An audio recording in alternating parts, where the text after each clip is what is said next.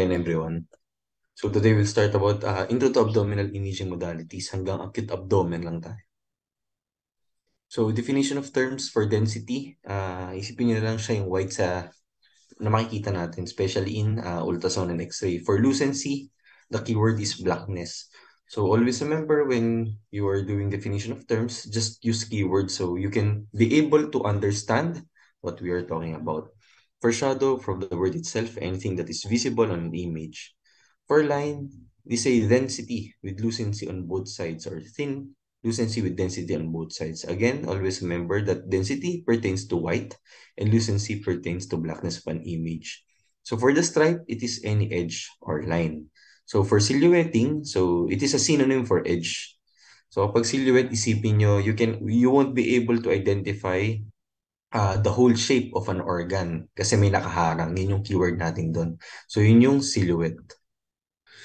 So rules of visibility. So the edge of any structure is only visible if it is bordered by a structure. So the lightness and darkness of any part of the image is the result of all structures to which the X-ray beam has passed. So the lightness and darkness are easily changed by the technique, but the whole film will be similarly affected. So in this slide, so ang gusto lang nitong sabihin is for the visibility, it pertains to any organ, no, the shape that we want to see. So the border is very important. So we may be able to know if there are any pathologic signs. Okay. So for basic radiodensities, for gas, it is seen in the stomach. So it's in the large bowels. So ito yung gas, yung mga black, no? So lucent. So the fat lines, the psoas. So perirenal, extraperitoneal, and perivesical.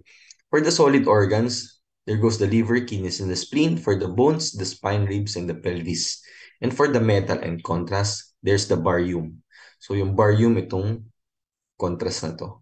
Itong white. So for the gas bubble, so usually you will see the gas bubble in the left hemidiaphragm. So it is below the diaphragm. So this is the left ventricle. So this is the diaphragm, the cosophrenic angle. So here's the fluid level. Usually, this is the stomach. So for the fat lines, always remember, okay, if you're gonna look closely, the color changes from whiter to less white. So here's the psoas edge and the iliac, the bone. Okay, so here's the highlighted image of what I said dun sa previous organs. So for the fat lines, always remember, for one, is the perirenal fat. Next, the peritoneal fat. So that is next to the liver. Then lastly, the abdominal wall fat. This is the abdominal wall fat. It separates the muscles from the abdominal wall. So for the solid organs, as you can see, the one highlighted here versus the unlighted image, this is the liver. Okay? And this is the cholecystectomy clips. So why do you think there's cholecystectomy clips? Anyone? What is cholecystectomy?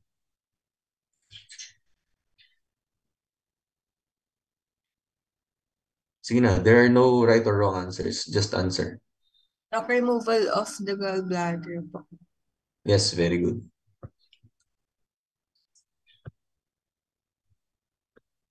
So again, another image. Here is the left kidney. Okay? Can you visualize the borders of the left kidney? Okay, then the psoas. So again, the spleen, left kidney, and the psoas. Just an example of solid organs. So for the bones, here are the ribs. So always remember the T12, okay? The last rib. Yun yung last rib natin nakakabit sa 12 before going to the lumbar part. The L1 to L5 up to the sacrum.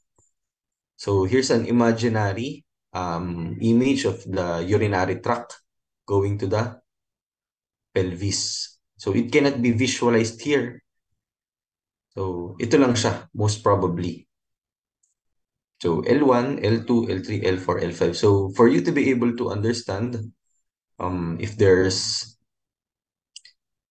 rib attachment, always remember that in L1, there is no rib attached. Okay? So, next, here's the basic anatomy. So, as I can remember, di ba, you already passed your gross radio. So, here's an old image of that one. So, it's up to you how to memorize this. So, the sacroiliac joints, the pelvic bone, the sacrum, the hip joints, the coccyx, and the femur. So for different abdominal views, so the AP supine. So in AP supine, the X-ray machine is pointed towards anteriorly onto your body. So unang matatamaan dyan is the anterior part crossing your whole body up to the posterior part. So the film cassette is placed under the patient's back and the X-ray tube is positioned anteriorly. So ito yung itsura niya via abdominal views. So for different abdominal views, AP upright. So it is an essential component of the abdominal examination by confirming the presence of intraperitoneal air. So intraperitoneum. So it means there's air within the peritoneum. So it is horizontally central beam at the diaphragm level. So always remember that the air in the stomach is always present and few air levels are present in the small bowel. So for AP upright, okay, so there's intestinal obstruction, different impression, like dilated bowel loops with different air fluid levels. So yung in intestinal obstruction, always remember that there's air fluid leveling. So there's no pelvic cavity air and there's dilatation of the bowel loops. For the small bowel, always remember that the diameter is greater than 3.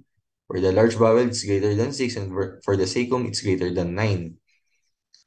So when we measure the bowel loops, it's from edge to edge, okay? So from the cephalocaudal part.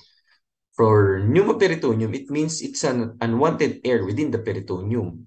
So as you can see, there's a large area of lucency here within the abdominal part or within the peritoneum. So the organs are pushed downwards because of the unwanted air. So, dapat itong liver close to the diaphragm. But as you can see in this image, it is pushed downwards. So, this is pneumoperitoneum. So, next for the lateral decubitus, it is obtained in the patient that has remained for 10 minutes in position. So, usually, lateral decubitus is used for assessing if there are any air fluid or pleural effusion. So for abnormal accumulation of gas within the intestinal tract, so these are the indications, okay? So calculi or other abnormal intra-abdominal calcifications, the size, shape, and position of the liver, spleen, and the kidneys. So again, if there are any intra-abdominal mass, free gas, like pneumoperitoneum, ascites, or fluid, radiopaque foreign bodies, and intra-abdominal abscess. So a scout film. So scout film is also called a plain film. So always remember, a scout film is used to assess the whole abdomen or the whole system before giving out any contrast. The reason for that is so we can know if there are any organomegaly or are there any pathology before we insert the contrast. Because when we insert the contrast, we are trying to assess if there are any obstruction. So, scout film is very important. So, para alam natin kung meron ba siyang passage or meron ba siyang nawawalang organ or what. So, plain film of the abdomen. So, things to look for, the gas pattern, the extraluminal air, the soft tissues, and calcifications. So ito, try to look at this image for a few seconds and trace the arrow.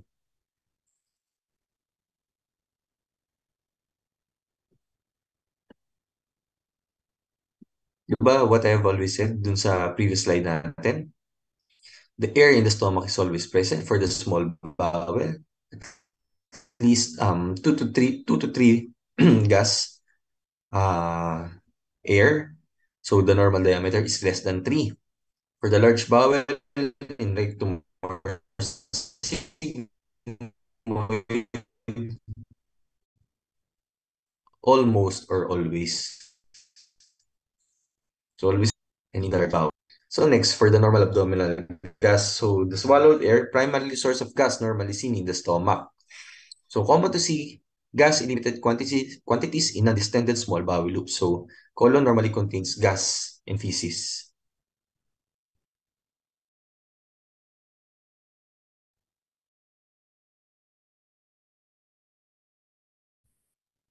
Small bowel wall.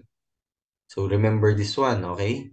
So intestinal gas pattern differs from that of the adult in comparison to the infants. Within few hours after birth, gas can be seen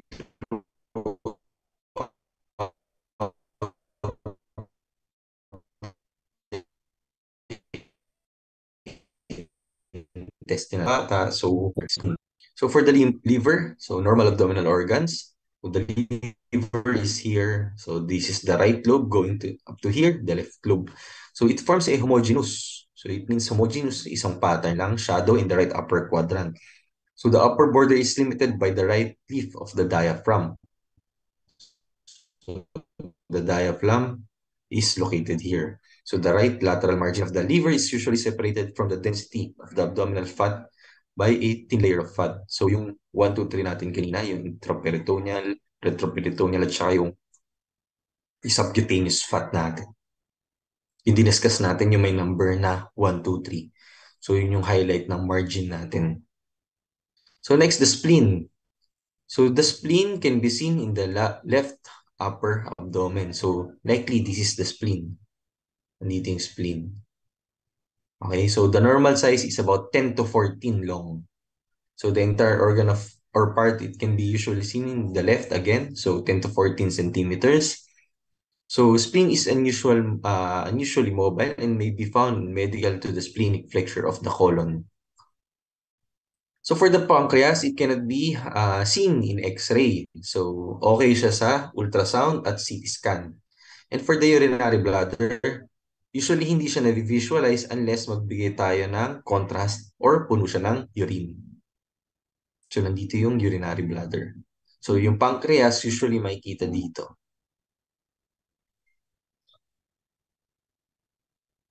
For the fat lines, so ngayon wala highlight, nakikita nyo na yung psoas outline dito sa X-ray na binigay. If you can remember our previous slide.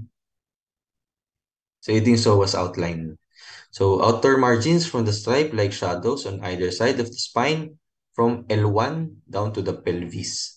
So it becomes indistinct as the muscle passes over the mid portion of the ilium. So perirenal fat, so it encapsulates both kidneys. So fat is an important substance in rendering the margins because its relative radiolucency as compared to the density of the parenchymus viscera. So yun na lang yung pwede nating indicator when it comes to fat lines. So iba yung kulay niya dun sa mismong organ. Na-outline niya yun. So for the flank stripes, so properitoneal fat seen in both flanks on the patient. So nandito yung psoas, ito yung flank stripes. So usually yung flank stripes, naging globular lang siya kapag ano kaya nangyayari sa patient. Anyone?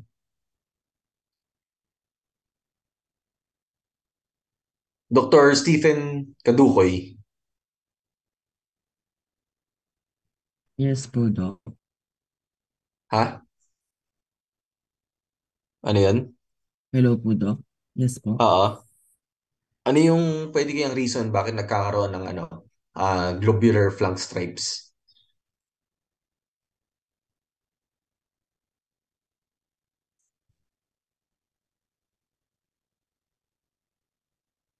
Dr. Stephen.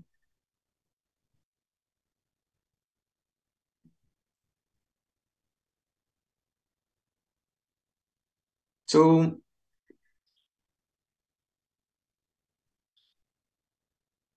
it's because of ascites. Okay?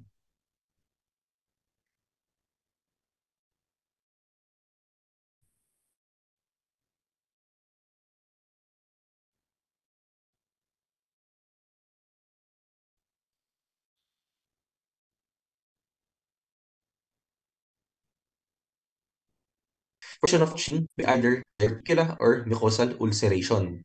So for local protrusion into the lumen, usually there's neoplastic and they either arise from the mucosa or the wall. So for colonic diverticula, so itong small outpouchings na to, yung nakikita nyo, yun yung diverticula. So for the luminal narrowing, this is the apple core deformity. Okay? So paano natin to na-assess? It's because of the contrast. So ito yung apple core. Ayan. For the obstruction, it is the dilatation of the bowel itself. So principles of examination by contrast. So if there's displacement of the gut, so example is there's extrinsic disease, whether it's inflammatory or cancer. So the gut will move away from its normal position. So the others are intussusception, volvulus, hernia, and evaluation of sphincters. For upper gastrointestinal series, okay, it allows visualization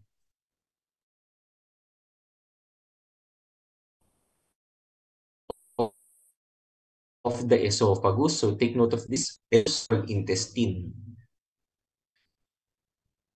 So for barium enema, it allows visualization of the large intestine. So enema, barium, contrast type of contrast din siya. So for ERCP or endoscopic retrograde cholangiography, it allows direct visualization of the hepatobiliary.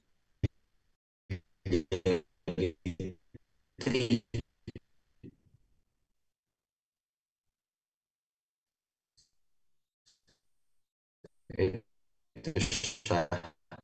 Part of the womb. So lang is the so the is the primary imaging of the abdomen, including the organs, the cavities, and the retroperitoneum. So its role is for the disease evaluation, for any abnormalities, biopsy. So comprehensive examination commonly includes the use of Doppler and color flow imaging, as well as specialized techniques of transvaginal or transrectal ultrasound.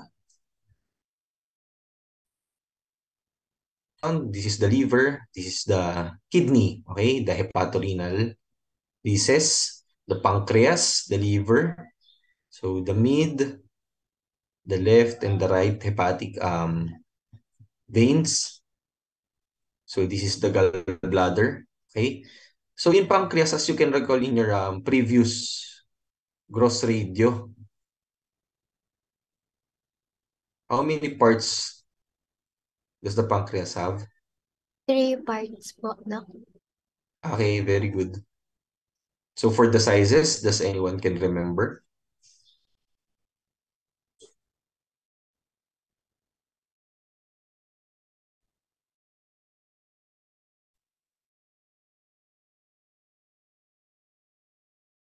Mariel, Yes po, Doc.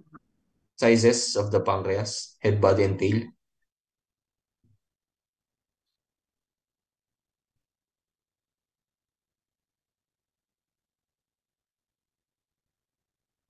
Okay, sige. So 3, 2.5, and 2. Okay, remember, from head to tail.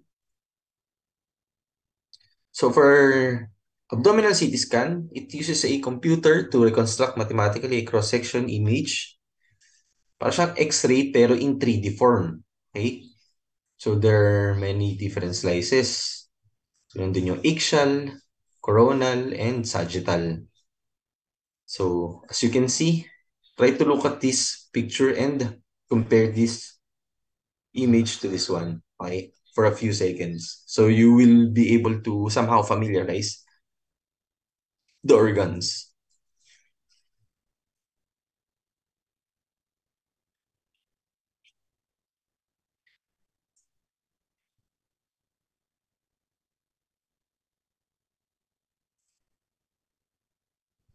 So the esophagus, it extends from the cricopharyngeus muscle at the level of C5 and C6 to the gastroesophageal junction. It is a muscular tube formed by an outer longitudinal muscle layer and an inner circular muscle layer lined by the stratified squamous epithelium. So for the esophagus, normal extrinsic impressions include the aortic arc, the left mainstem bronchus, and the left atrium. So it is the indentation Nandito yung aortic arc. Itong puti na to, itong parang bilog na hin-highlight ko. Okay? So, dito yung sa left main bronchus and the left atrium. So, for GERD or gastroesophageal reflux disease, it occurs as a result of incompetence of the lower esophageal sphincter. Okay? Tandaan nyo, lower esophageal sphincter, baba na siya ng abdomen. Okay? Yun yung GERD. Incompetence ng LES. So, symptoms include heartburn or burning pain, postural regurgitation, parang nasusuka, reflux, dysphagia, and odynophagia. So, Zenker's diverticulum. So, for the esophageal diseases, it arises in the hypopharynx, just proximal to the upper esophageal sphincter. So, located in the posterior midline is the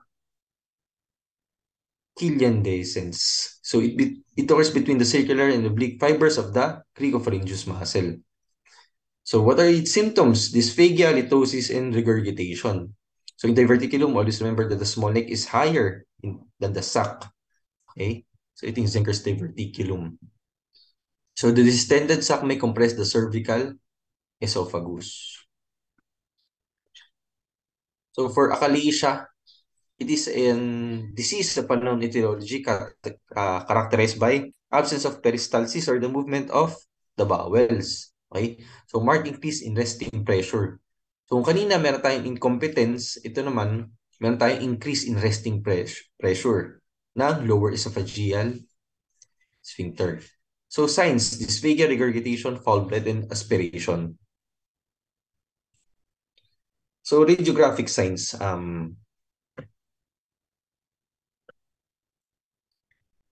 so uniform dilatation of the esophagus, usually present with an air fluid level, absence of peristalsis, tapered beak deformity, bird beak sign, yun yung sign ng achalasia. So, ito siya. Okay? Then, increased incidence of epiphrenic diverticular and esophageal carcinoma. So, next, stomach. The stomach is a wide muscular bag and represents the widest part of the gut. So, how many parts are there in the duodenum? Dr. Ramos, Irvi, how Yes po, many Doc. parts ng duodenum? Basic anatomy.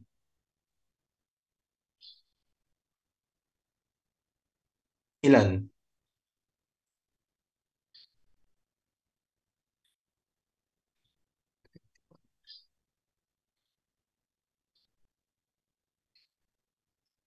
Okay, very good. So, may sumagot na. 4. Okay. So, ilan ulit kayo? Bakit 21 lang nandito? 26 po. Okay, sige. So, for the coordinator, kindly take note yung mga absent nyo or the attendance. Okay. So, mark natin 21.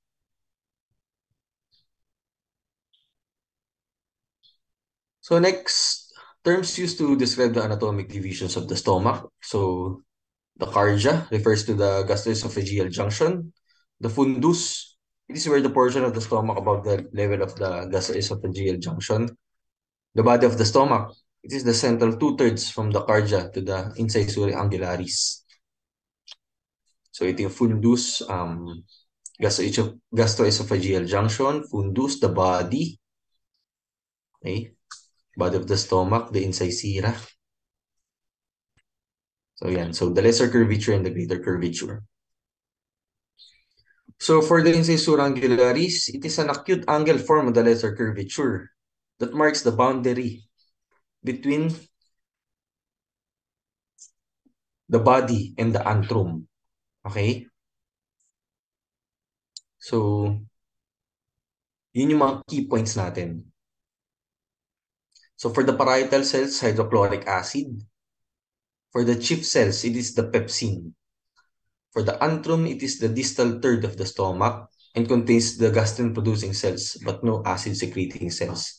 Lastly, for the pylorus, it is the junction of the stomach with the duodenum and the pyloric canal. Okay, so always remember, kuha lang kayo ng keywords. So for the incisura, it is seen in the lesser curvature. Okay, it's between the body and the antrum. Body and the antrum. The incisura, body, antrum. For the antrum, it is the distal third. And lastly, for the pylorus, junction of the stomach. Okay, so sino yung dalawang huling pumasok? Kindly message me.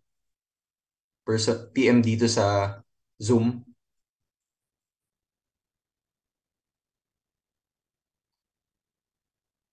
Next, anatomic division of the stomach. So there's the fundus, body, and the incisura. So for gastric carcinoma, it is the third most common GI malignancy. So adenocarcinoma, 95%. Okay. So it is a diffuse anaplastic signature carcinoma, squamous cell carcinoma, rare type. So for the predisposing factors, the smoking, anemia, gastritis, and gastrojejunostomy.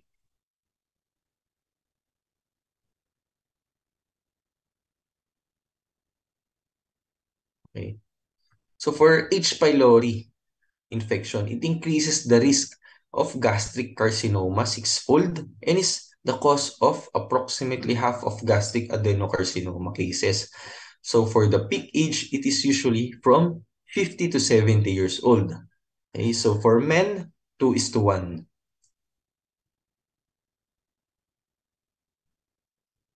So for the duodenum, it is a roughly C-shaped tube which runs from the pyloric canal to the jejunum. So here are the parts of the duodenum for the first part, second part, third part, and the fourth part. So sa first part, makikita lang natin doon duodenal cup or bulb. For the second part, this is the descending. So ito yung superior, descending, transverse, and the ascending. Okay? So 2 cm, 8 cm, 8 cm, and 4 cm. Pinaka-importante dyan usually is the second part or the descending portion. So just an opening halfway down on the posterior medial aspect of the pancreas. So, nandito yung ulo ng pancreas within the second. Nakapasok dito. So, for the third part, nasa L3 siya. In the fourth part, passes upwards and on the left side of the aorta, and on the left side of the psoas muscle, and posterior of the stomach. So, an image of a duodenum.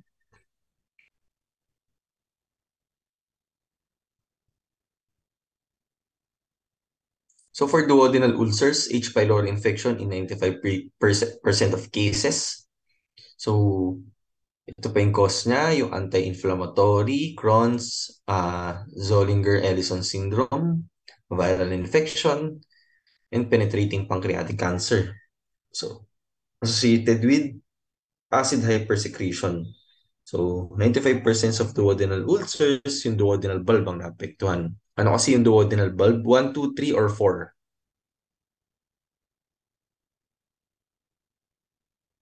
1. Okay, very good. So for the mesenteric small intestine, jejunum and ileum, approximately 7 meters long. For the jejunum, it is the proximal 2/5. Okay? So ito siya.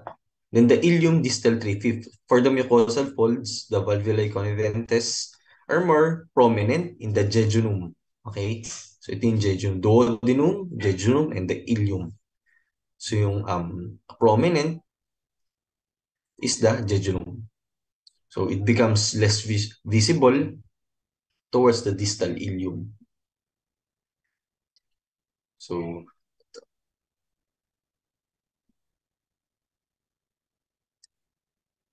So for large intestines, the large bowel connects the terminal ileum to the anal canal, where the cecum is in the right iliac fossa. Portion of the right side of the colon inferior to the ileocecal valve, where the terminal ileum enters the large bowel. So it is a blind-ended sac. with its widest part of the large bowel and into the enters the vermiform appendix. So always remember, nakakabit yung appendix sa cecum. For the ascending colon, it extends superiorly to the hepatic flexure. It is retroperitoneal. So the peritoneal reflection on its lateral side is a foramina which has potential channel called the right paracolic gutter. Next, the transverse colon, it extends from the hepatic flexure to the splenic flexure. For the descending colon, from the left upper quadrant down to the sigmoid colon. Then the rectum and the anal canal.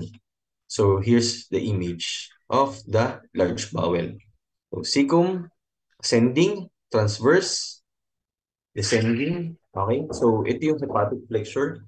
Tapos ito yung splenic flexure. So lastly, the large intestines. Okay?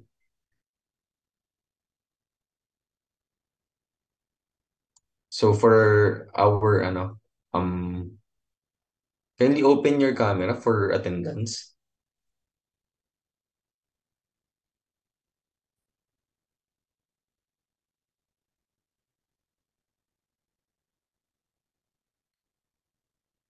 Okay, so 1, 2, so 22, no? 3, 4.